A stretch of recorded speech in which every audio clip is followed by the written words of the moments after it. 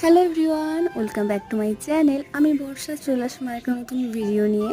So দিনটি ছিল 14ই মে। আমার জীবনে খুবই খুবই খুবই স্পেশাল একটি দিন বলতে পারো।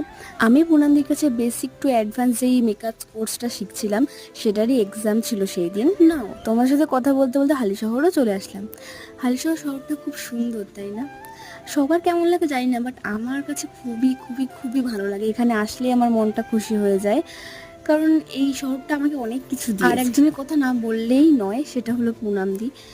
অনেক অনেক অনেক ধন্যবাদ পুনামদিকে।